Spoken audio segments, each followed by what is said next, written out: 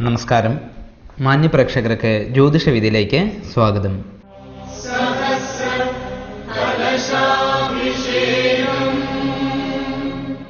ജ്യോതിഷവിധിയിലെ ആദ്യഘട്ടമായ വാരഫലത്തിലേക്ക് നമുക്ക് കിടക്കാം. മേടം രാശി. അശ്വതിയും ഭരണിയും കാർത്തിക നക്ഷത്രത്തിന്റെ ആദ്യ കാൽഭാഗവും ഉൾച്ചേർന്നിരിക്കുന്നതായ മേടം രാശിക്കാർക്ക് ഈ വാരം തൊഴിലിൽ നിന്നുമുള്ള ആദായം വർദ്ധിക്കും. സന്താനാദികളാൽ ശ്രേയസ്സും ഗുണങ്ങളും അനുഭവമാകും.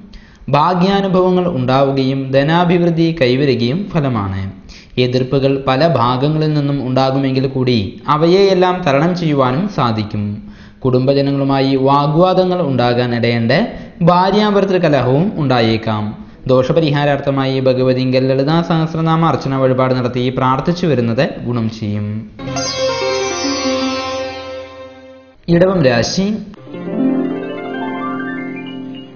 കാർത്തിക നക്ഷത്രത്തിന്റെ അവസാന മുക്കാൽ ഭാഗവും രോഹിണിയും മകയിരം നക്ഷത്രത്തിന്റെ ആദ്യ പകുതിയും ഉൾച്ചേർന്നിരിക്കുന്നതായ ഇടവം രാശിക്കാർക്ക് ഈ വാരം വരുമാന വർധനവ് ഉണ്ടാകുമെങ്കിലും ചിലവുകൾ വർദ്ധിക്കുക നിമിത്തം ധനസ്തംഭനം ഉണ്ടായേക്കാം. തൊഴിൽപരമായി ദോഷമില്ല. ദാമ്പത്യ ജീവിതത്തിൽ അസ്വസ്ഥതകളും കുടുംബജന വിദ്വേഷവും ഉണ്ടാകും. അപരിചിതരിൽ നിന്ന് അപായത്തിനും സാധ്യത കൂടുതലായി കാണുന്നുണ്ട്. അധ്യാപകർക്കും വിദ്യാർത്ഥികൾക്കും ദോഷപ്രദമായിരിക്കുന്ന സമയമാണ് നടന്നുകൊണ്ടിരിക്കുന്നത്. ആയുധങ്ങളാൽ മുറിവേൽക്കാനുള്ളതായിരിക്കുന്ന സമയവുമാണ്. ദോഷപരിഹാരാർത്ഥമായി ഗണപതിങ്കൽ പ്രാർത്ഥനാ വഴിപാടുകൾ നടത്തി വരുന്നത് ഗുണം ചെയ്യും. മിഥുനം രാശി. മകയിരം നക്ഷത്രത്തിന്റെ അവസാന പകുതിയും തിരുവാതിരയും പുണർദം നക്ഷത്രത്തിന്റെ ആദ്യ മുക്കാൽ ഭാഗവും ഉൾച്ചേർന്നിരിക്കുന്നതായ മിഥുനം രാശിക്കാർക്ക് ഈ വാരം സഹായികളാലും സഹോദരന്മാരാലും ഗുണാഭിവൃദ്ധി ഉണ്ടാകും. ദാമ്പത്യ സൗഖ്യം, സന്താന സൗഖ്യം എന്നിവയും പ്രതീക്ഷിക്കാം. തൊഴിൽ നല്ല രീതിയിൽ മുന്നേറും. സാമ്പത്തിക സ്ഥിതിയും ദോഷമില്ല. ഭൂമി സംബന്ധമായി വ്യവഹാരങ്ങൾക്ക് ഇടയുണ്ട്. കാർഷികാദായം കുറവും. ആരോഗ്യാവസ്ഥ ശ്രദ്ധിക്കണം. അകലച്ചയിലുള്ള ബന്ധുക്കൾ യോജിക്കാനും സാധ്യതയുണ്ട്. ദോഷപരിഹാരാർത്ഥമായി ശിവങ്കിൽ പിൻവിളക്ക് വഴിപാട് നടത്തി പ്രാർത്ഥിച്ചു വരുന്നത് ഗുണം ചെയ്യും. കർക്കിടകം രാശി. പുണർദം നക്ഷത്രത്തിന്റെ അവസാന കാൽഭാഗവും പൂയവും ആയില്യം നക്ഷത്രവും ഉൾച്ചേർന്നിരിക്കുന്നതായ കർക്കിടകം രാശിക്കാർക്ക് ഈ വാരം തൊഴിൽ ഗുണം ഉണ്ടാകുമെങ്കിലും സാമ്പത്തിക സ്ഥിതി ഗുണപ്രദമല്ല. ഗൃഹനിർമ്മാണത്തിലെ തടസ്സങ്ങൾ മാറിക്കിട്ടും. സുഹൃത്ജനങ്ങളിൽ നിന്നും കുടുംബജനങ്ങളിൽ നിന്നും വഞ്ചനാപരമായ പെരുമാറ്റം ഉണ്ടായേക്കാം. യാത്രാക്ലേശത്താൽ ശരീരത്തിന് അസ്വസ്ഥതയും ഉണ്ടാകും. വിദ്യാർത്ഥികൾക്കും ഉദ്യോഗസ്ഥരായ സ്ത്രീകൾക്കും അത്ര കണ്ട് ഗുണപ്രദമായ സമയമല്ല നടന്നുകൊണ്ടിരിക്കുന്നത്. ദോഷപരിഹാരാർത്ഥമായി ധർമ്മദൈവത്തിങ്കൽ യഥാവിധി പ്രാർത്ഥനാ വഴിപാടുകൾ നടത്തി വരുന്നത് ഗുണം ചെയ്യും. ചിങ്ങം രാശി. മകം, പൂരം, ഉത്രം നക്ഷത്രത്തിന്റെ ആദ്യ കാൽഭാഗം എന്നീ നക്ഷത്രങ്ങൾ ഉൾച്ചേർന്നിരിക്കുന്നതായ ചിങ്ങം രാശിക്കാർക്ക് ഈ വാരം കർമ്മമേഖലയിൽ ഉണർവ് ഉണ്ടാകും. അവസരങ്ങൾ വിനിയോഗിക്കുവാനും ജനങ്ങളുമായി അടുത്ത് ഇടപഴകുവാനും കഴിയും. സാമ്പത്തിക സ്ഥിതിയും വലിയ രീതിയിൽ ദോഷപ്രദമല്ല. ദാമ്പത്യ ജീവിതത്തിലെ അസ്വസ്ഥതകൾ കുറയുകയും സന്താനാദികളാൽ ഗുണമുണ്ടാവുകയും ഫലമാണ്. കുടുംബജനങ്ങളുമായി യോജിച്ചു പോകുവാൻ ശ്രമിക്കണം. നാഡീ നീർദോഷങ്ങൾ ബാധിച്ചേക്കാൻ ഇടയുണ്ട്. ദോഷപരിഹാരാർത്ഥമായി ശാസ്താവിങ്കൽ നീരാജനം വഴിപാട് നടത്തി പ്രാർത്ഥിച്ചു വരുന്നത് ഗുണം ചെയ്യും. കന്നിരാശി. ഉത്രം നക്ഷത്രത്തിന്റെ അവസാന മുക്കാൽ ഭാഗവും അത്തവും ചിത്രാ നക്ഷത്രത്തിന്റെ ആദ്യ പകുതിയും ഉൾച്ചേർന്നിരിക്കുന്നതായ കന്നിരാശിക്കാർക്ക് ഈ വാരം പുതിയ ഉദ്യോഗത്തിന് അവസരങ്ങൾ വന്നു ചേരും. വിദ്യാർത്ഥികൾക്ക് അറിവുള്ളതിനേക്കാൾ ഭംഗിയായി കാര്യങ്ങൾ അവതരിപ്പിക്കുവാൻ കഴിയും.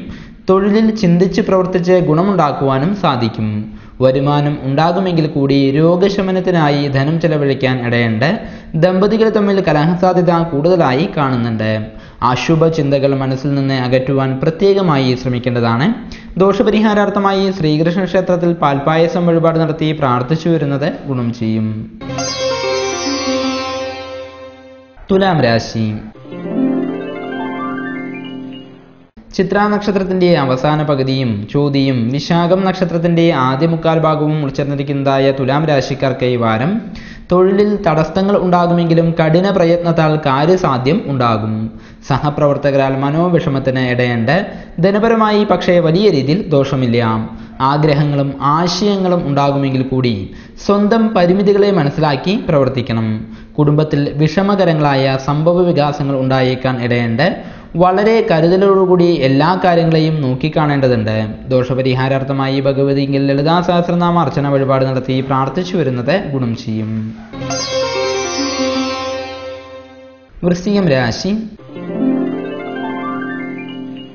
വിശാഖം നക്ഷത്രത്തിന്റെ അവസാന കാൽഭാഗവും അനിഷവും തൃക്കേട്ട നക്ഷത്രവും ഉൾച്ചേർന്നിരിക്കുന്നതായ വൃശ്ചികം രാശിക്കാർക്ക് ഈ വാരം കുടുംബപരമായി ഗുണാനുഭവങ്ങൾ ഉണ്ടാകും. തൊഴിലിൽ നിന്നും ഗുണപ്രദമായ അനുഭവങ്ങളും പ്രതീക്ഷിക്കാം.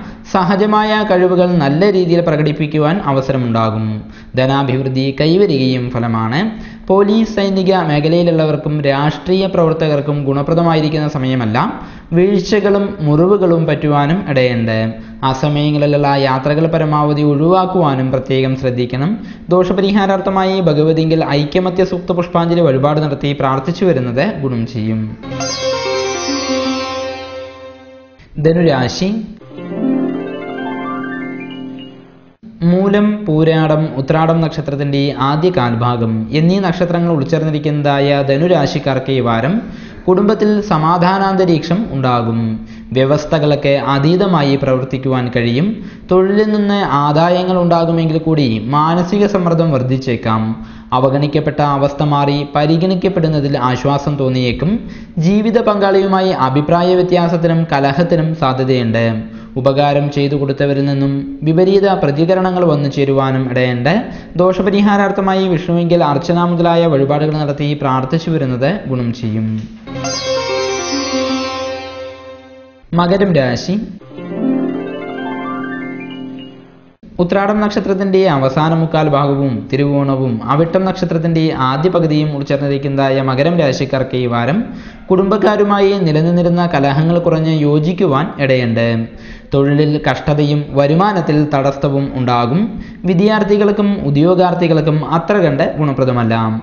ഭക്തി നിർഭരമായ ചിന്തകളും ആശയങ്ങളും ആശ്വാസത്തിന് വഴിയൊരുക്കും. ഉത്തരവാദിത്തങ്ങൾ വർദ്ധിക്കാനും ഇടയുണ്ട്. അനാവശ്യമായി മറ്റുള്ളവരുടെ കാര്യങ്ങളിൽ ഇടപെടാതിരിക്കാൻ പ്രത്യേകം ശ്രദ്ധിക്കേണ്ടതായുണ്ട്. ദോഷപരിഹാരാർത്ഥമായി സർപ്പദൈവത്തിങ്കിൽ യഥാവിധി വഴിപാടുകൾ നടത്തി പ്രാർത്ഥിച്ചു വരുന്നത് ഗുണം ചെയ്യും. കുംഭം രാശി. അവിട്ടം നക്ഷത്രത്തിന്റെ അവസാന പകുതിയും ചതയവും പൂരൂരുട്ടാതി നക്ഷത്രത്തിന്റെ ആദ്യ മുക്കാൽ ഭാഗവും ഉൾച്ചേർന്നിരിക്കുന്നതായ കുംഭം രാശിക്കാർക്ക് ഈ വാരം ദാമ്പത്യ ജീവിതത്തിലെയും കുടുംബത്തിലെയും അസ്വസ്ഥതകളൊക്കെ അയവ് വരും. ദമ്പതികൾ ഒരുമിച്ച് താമസിക്കാൻ തക്കവണ്ണം തൊഴിൽ മാറ്റവും പ്രതീക്ഷിക്കാം. തടസ്സത്തിലുള്ള ധനം ലഭിക്കാനും നീക്കിയിരിപ്പ് ഉണ്ടാക്കുവാനും സാധിക്കും. തൊഴിലിൽ വിരോധങ്ങൾ വർദ്ധിക്കാൻ ഇടയുണ്ട്. യാത്രാക്ലേശത്തിനും മനപ്രയാസത്തിനും സാധ്യതയുണ്ട്.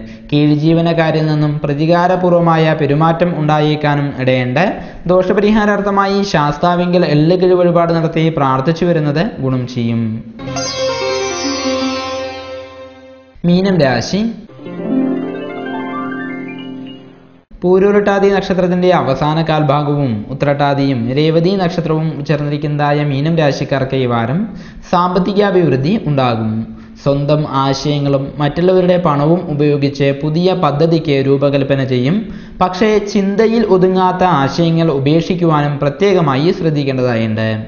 ശമ്പള വർധന ഉണ്ടാകുമെങ്കിൽ കൂടി കർമ്മമേഖലയിൽ ദോഷങ്ങളും ഉണ്ടായേക്കാം. തർക്കങ്ങളിൽ നിന്നും പരമാവധി ഒഴിഞ്ഞു മാറുവാൻ ശ്രമിക്കണം. കടം കൊടുക്കുക, ജാമ്യം നിൽക്കുക തുടങ്ങിയവ ചെയ്യരുത്. ദാമ്പത്യ ക്ലേശത്തിനും ഇടയുണ്ട്. ദോഷപരിഹാരാർത്ഥമായി ശ്രീകൃഷ്ണ ക്ഷേത്രത്തിൽ തുളസിമാല വഴിപാട് നടത്തി പ്രാർത്ഥിച്ചു വരുന്നത് ഗുണം ചെയ്യും.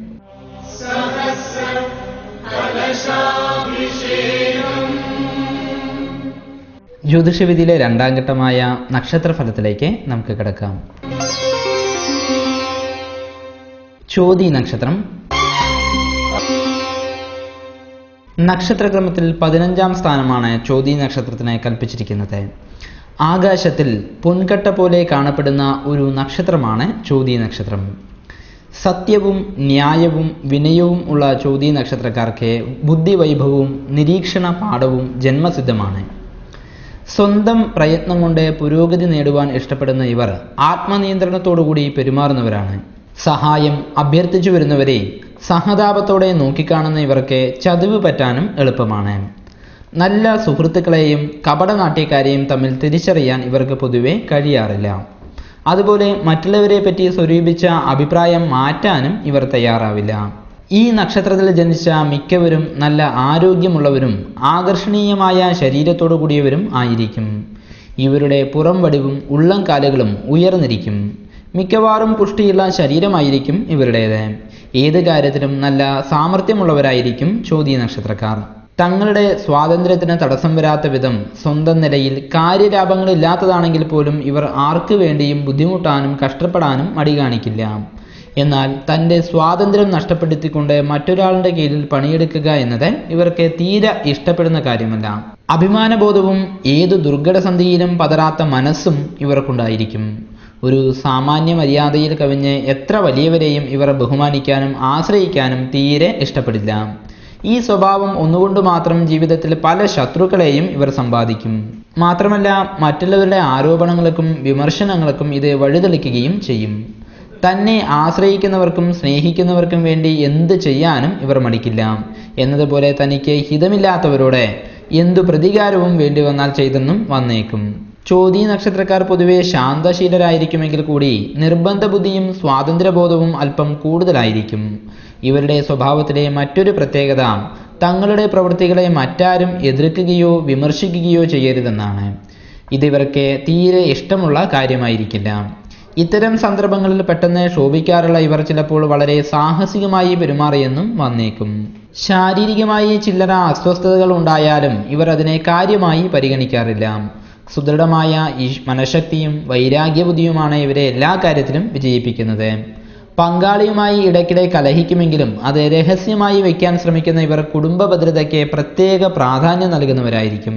അഭിവൃദ്ധിക്കും പുരോഗതിക്കും വേണ്ടി പരിശ്രമിക്കാനുള്ള കഴിവുള്ളവരാണ് ഇവരെങ്കിൽ കൂടി അടിക്കടി ഉണ്ടാകുന്ന മനോദുഃഖത്താൽ കാര്യപരാജയങ്ങളും സംഭവിക്കും. സ്വന്തക്കാർക്ക് വേണ്ടി പരിശ്രമിക്കുക, കഴിയും വിധം അവർക്ക് നന്മ ചെയ്യാൻ ശ്രമിക്കുക എന്നതൊക്കെ ഇവരുടെ ജീവിതത്തിലെ ആദ്യ പരിപാടി ആയിരിക്കുമെങ്കിലും ഒടുവിൽ ഇതെല്ലാം കാറ്റിൽ പറന്ന പഞ്ഞുപോലെ ക്ഷണത്തിൽ അപ്രത്യക്ഷമാവുകയാണ് സാധാരണ കണ്ടുവരാറുള്ളത്. മാത്രമല്ല അവസാനം ഇവർ അക്കൂട്ടരാൽ ഉപേക്ഷിക്കപ്പെടുകയും ചെയ്തേക്കും. ചോതി നക്ഷത്രത്തിൽ ജനിച്ച സ്ത്രീകൾ പൊതുവെ പതിഭക്തിയും പാതിവൃത്യവും സത്യവും ഉള്ളവരായിരിക്കും. കുടുംബത്തിൽ ദോഷം വരാൻ അനുവദിക്കാത്ത മനസ്സും ജീവിതവുമാകും ഇവർക്കുള്ളത്. ഗാർഹികവും ഔദ്യോഗികവുമായ എല്ലാ മണ്ഡലങ്ങളിലും വിജയിക്കാനും ഇവർക്ക് കഴിയും. സാവകാശം നടക്കുന്നവരായിരിക്കും ഇവരിൽ മിക്കവരും. നല്ല ബന്ധുക്കളും പ്രശസ്തിയും ഇവർക്ക് ഉണ്ടായിരിക്കുന്നതാണ്. ചോതി നക്ഷത്രത്തിൽ ജനിച്ച വ്യക്തികൾക്ക് ഏകദേശം 8 വയസ്സ് വരെയുള്ളതായിരിക്കുന്ന സമയം ബാലാരിഷ്ടതാകാലം നിറഞ്ഞിരിക്കുന്നതായ സമയമാണ്. 8 വയസ്സ് മുതൽ 24 വയസ്സ് വരെയുള്ളതായിരിക്കുന്ന സമയം വളരെയധികം ഗുണപ്രദമായിരിക്കുന്ന സമയമായിട്ടാണ് പറഞ്ഞിരിക്കുന്നത്. സ്ത്രീകൾക്ക് ഈ സമയത്തിനുള്ളിൽ തന്നെ വിവാഹാദി മംഗളകാര്യസ്ഥിതിയും സംഭവിക്കും. പുരുഷന്മാർക്ക് നല്ല വിദ്യാഭ്യാസവും തൊഴിൽ സാധ്യതയും എല്ലാം തന്നെ ഈ സമയത്തിൽ പറയുന്നുണ്ട്. 24 വയസ്സിന് ശേഷം 43 വയസ്സ് വരെയുള്ളതായിരിക്കുന്ന സമയം ഗുണവും ദോഷവും ഇടകലർന്ന് ചെയ്യുന്ന സമയമാണ്. ഈ സമയത്തിൽ കുടുംബജീവിതത്തിൽ അഭിവൃദ്ധി, സാമ്പത്തികമായുള്ള അഭിവൃദ്ധി, രാജകീയ ബഹുമാനസ്ഥാന ലബ്ധി, പുതിയ ഗൃഹനിർമ്മാണ യോഗം മുതലായ സൽഫലങ്ങളെല്ലാം തന്നെ അനുഭവമാകും. 43 വയസ്സ് മുതൽ 60 വയസ്സ് വരെയുള്ളതായിരിക്കുന്ന സമയം ഗുണപ്രദമായിരിക്കുന്ന സമയം തന്നെയാണ്. 60 വയസ്സ് മുതൽക്ക് 67 വയസ്സ് വരെയുള്ളതായിരിക്കുന്ന സമയം ചെറിയ രീതിയിൽ ദോഷപ്രദമായിരിക്കുന്ന സമയമായിട്ടാണ് കണ്ടുവരുന്നത്. ഈ സമയ കാലഘട്ടത്തിൽ ശാരീരികപരമായിരിക്കുന്ന അസ്വസ്ഥതകൾ ഉണ്ടാകുവാനുള്ള സാധ്യത വളരെ കൂടുതലാണ്. 67 വയസ്സിന് ശേഷം സമാധാനപൂർണ്ണമായിരിക്കുന്ന ജീവിതം കെട്ടിപ്പടുക്കുവാൻ പ്രത്യേകം ശ്രദ്ധിക്കണം.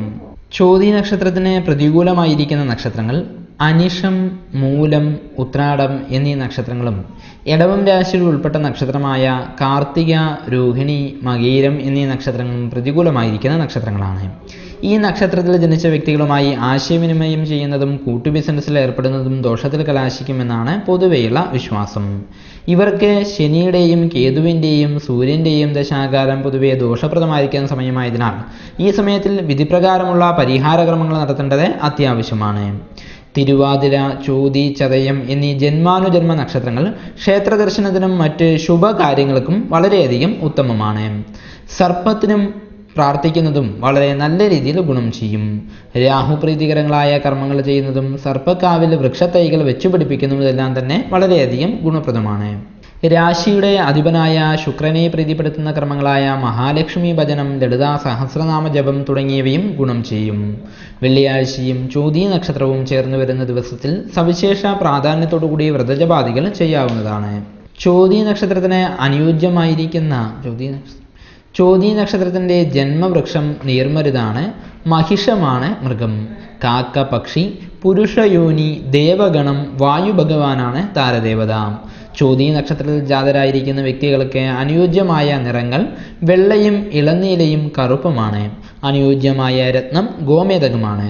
ജാതക വിശകലനത്തിന് ശേഷം മാത്രം ഭാഗ്യരത്ന നിർണയം നടത്തുക.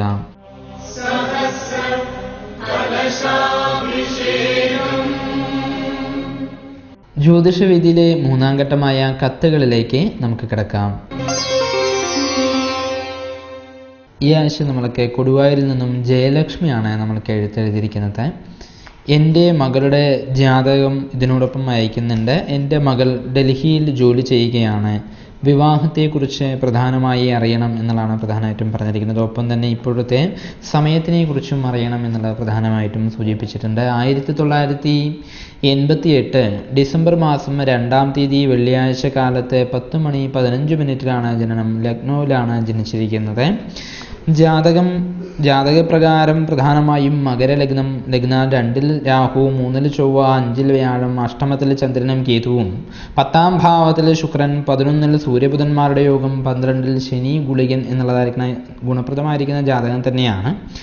ലഗ്നാൽ 10-ാം ഭാവത്തിൽ ശുക്രൻ സ്വക്ഷേത്രഗതനായി മാളവ്യയോഗം പ്രദാനം ചെയ്തിരിക്കുന്നതായിരിക്കുന്ന ജാതകമാണ്. അതേപോലെ തന്നെ പ്രധാനമായിട്ടും ആജ്ഞാചക്രവർത്തി എന്നുള്ളതായിരിക്കുന്ന പൂർണ്ണ ബലവും ജാതകത്തിൽ പറയുന്നുണ്ട്. 5-ാം ഭാവാധിപനും ലഗ്നാധിപനും 9-ാം ഭാവാധിപനും എല്ലാം തന്നെ പൂർണ്ണ ബലാധിക്യതയുള്ളതായിരിക്കുന്ന രാശിയാണ്. 9-ാം ഭാവാധിപനും 5-ാം ഭാവത്തിൽ നിൽക്കുന്ന വ്യാഴനും പരസ്പരം ദൃഷ്ടി ചെയ്ത് ആജ്ഞാചക്രവർത്തി എന്നുള്ളതായിരിക്കുന്ന യോഗം പ്രദാനം ചെയ്ത് നിൽക്കുന്നുണ്ട്. പത്യുർദിവോക സാമന്ത്രി ബുധം പശ്യേദ്യതാത്ത ശിരസാശാസനം തസ്യ ധാരയന്തി നരേശ്വര എന്നുള്ളതായിരിക്കുന്ന വിധിപ്രകാരം തന്നെ നരേശ്വരൻ രാജാക്കന്മാർ വരെ തലകുനിച്ച് സമ്മതിക്കുന്ന വാക്പ്രൗഢിയോടുകൂടിയിരിക്കുന്നതായ വ്യക്തി എന്ന് വെച്ച് കഴിഞ്ഞാൽ തന്നെ ഉയർന്ന നിലയിൽ പരിപൂർണമായും എത്തിച്ചേരാനുള്ളതായിരിക്കുന്ന പൂർണ്ണ മഹാഭാഗ്യയോഗം മകളുടെ ജാതകത്തിൽ പ്രത്യേകമായി എടുത്ത് കാണുന്നുണ്ട്. ലഗ്നാൽ 10-ാം ഭാവത്തിലുള്ളതായിരിക്കുന്ന പഞ്ചമഹാപുരുഷ യോഗപ്രദനായിരിക്കുന്ന മാളവ്യയോഗവും ജാതകപ്രകാരം പ്രധാനമായും സൂചിപ്പിക്കുന്നുണ്ട്. വളരെ നല്ല അഭിവൃദ്ധിപ്രദമായിരിക്കുന്ന മാളവ്യയോഗത്തോടൊപ്പം തന്നെ ഉഭയജിരി എന്നുള്ളതായിരിക്കുന്ന മഹാഭാഗ്യയോഗവും ഒപ്പം നിപുണ എന്നുള്ളതായിരിക്കുന്ന ഒരു യോഗവും ജാതകത്തിൽ പറയുന്നുണ്ട്. ദി കീർത്തി സൗഖ്യാന്വിതം, ബുദ്ധിയും കീർത്തിയും എല്ലാം തന്നെ അനുയോജ്യമായി ഒത്തിണങ്ങിയൊരു ജാതകമായിട്ടാണ് പ്രധാനമായിട്ടും സൂചിപ്പിച്ചിരിക്കുന്നത്. 2005 മെയ് മാസം 15-ാം തീയതി ആരംഭിച്ചിരിക്കുന്നതായ ചൊവ്വാദശാകാലം 2012 മെയ് മാസം 15-ാം തീയതി വരെ പ്രധാനമായിട്ടും പറയുന്നുണ്ട്. 2012-ന് ശേഷമുള്ളതായിരിക്കുന്ന കാലഘട്ടം രാഹുദശാകാലമായിട്ടാണ് പറഞ്ഞിരിക്കുന്നത്. ഈ ചൊവ്വയുടെ ദശാകാലം അത്ര കണ്ടൊരു ഗുണം പ്രധാനമായിട്ടും പറയാൻ നിവൃത്തി പോരാ. കാരണം അവസാനത്തോടെ എത്തുന്തോറും ചൊവ്വാദശാകാലം അവസാനത്തോടെ എത്തുന്തോറും കുറച്ചുകൂടി മോശപ്രദമായിരിക്കുന്ന കാര്യങ്ങൾക്കുള്ള സാധ്യത കൂടിയിട്ട് പ്രധാനമായിട്ടും സൂചിപ്പിക്കുന്നുണ്ട്.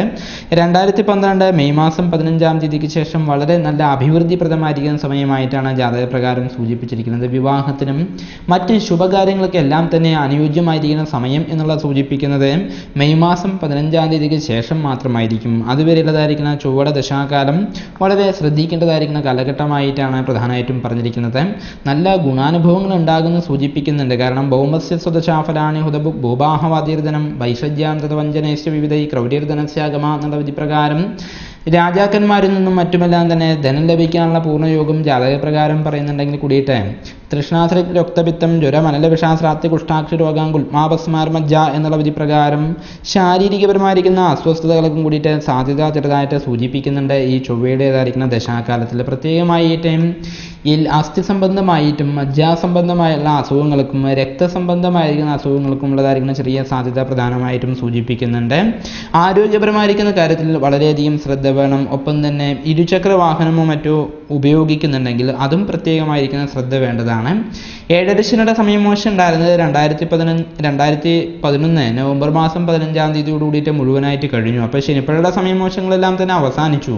ഇനിയിപ്പോൾ ഈ മെയ് മാസം കൂടി കഴിഞ്ഞു കഴിഞ്ഞാൽ കുറെ കൂടി നല്ല രീതിയിലുള്ള ഭാഗ്യാനുഭവങ്ങളെല്ലാം തന്നെ പ്രത്യേകമായിട്ട് പറയുന്നുണ്ട്. ഇതിൽ പറഞ്ഞ പ്രകാരം 7-ാം ഭാവാധിപൻ പ്രധാനമായിട്ടും അഷ്ടമത്തിൽ എന്നുള്ളതായിരിക്കുന്ന ഒരു അവസ്ഥ പ്രധാനമായിട്ടും പറയുന്നുണ്ട്. അത് ചെറുതായിട്ട് ദോഷപ്രദമായിരിക്കുന്ന അവസ്ഥയാണ്. അതിന് ഭഗവതി ക്ഷേത്രത്തിൽ പ്രാർത്ഥനാ വഴിപാടുകൾ കൊടുക്കാൻ വേണ്ടിയിട്ട് നോക്കുക. കാരണം 7ാം ഭാവാധിപൻ അഷ്ടമത്തിൽ വരുന്നത് കുറച്ച് വിവാഹപരമായിരിക്കുന്ന കാര്യത്തിൽ കുറച്ച് ബുദ്ധിമുട്ട് പ്രധാനമായിട്ടും സൂചിപ്പിക്കുന്നുണ്ട്.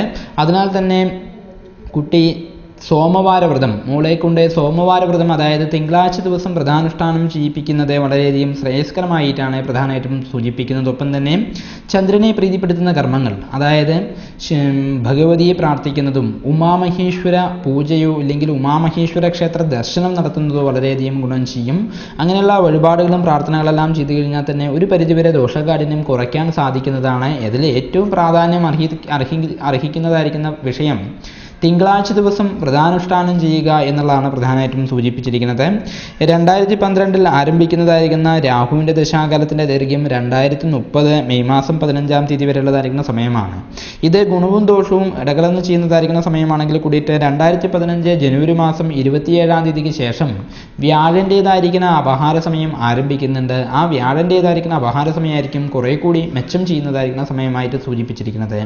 കല്യാണം മുതലായുള്ള വിഷയങ്ങൾക്ക് രാഹുസ്യ ജഗു എന്നുള്ള വിധി പ്രകാരം മെയ് മാസം മുതലൊക്കെ ആരംഭമാകുമെങ്കിലും മറ്റുള്ള കാര്യത്തിൽ, തൊഴിൽപരമായിട്ടുള്ള കാര്യത്തിലും മറ്റും ദോഷങ്ങൾക്കുള്ള സാധ്യത കൂടിയിട്ട് പറയുന്നുണ്ട്. അതിന് ദോഷപ്രതിവിധിയായിട്ട് സർപ്പദൈവത്തിന് പ്രതിവിധികൾ ചെയ്യുന്നത് വളരെയധികം ഗുണം ചെയ്യും. എന്തായാലും കല്യാണപരമായിരിക്കുന്ന കാര്യം മെയ് മാസത്തിന് ശേഷം ചെയ്യുന്നതായിരിക്കും വളരെ ഉചിതം.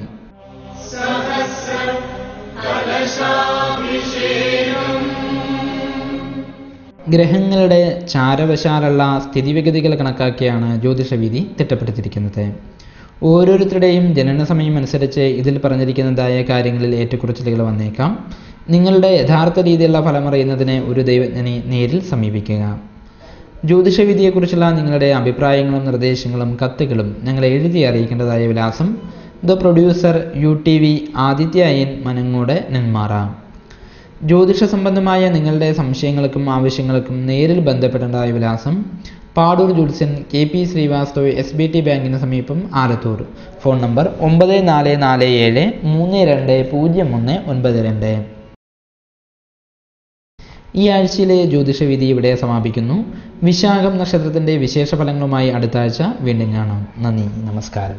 സാരോപദേശം. അസംഭവം ഹേമമൃഗസ്യ ജന്മത്തദാഭിരാമൂലുടുബേ മൃഗായാം പ്രായസമാപന്ന വിഭക്തികാലേ ദിയോപി പുംസാം മലിനീ ഭവന്തി. സ്വർണമാനിൻ്റെ ജന്മം അസംഭവ്യമാണ്. എങ്കിലും ശ്രീരാമൻ ഹേമമൃഗത്തിനു വേണ്ടി ആഗ്രഹിച്ചു. ആപത്ത് അടുത്തു വരുന്ന കാലത്ത് മനുഷ്യരുടെ ബുദ്ധിയും സാധാരണയായി മലിനപ്പെടുന്നു.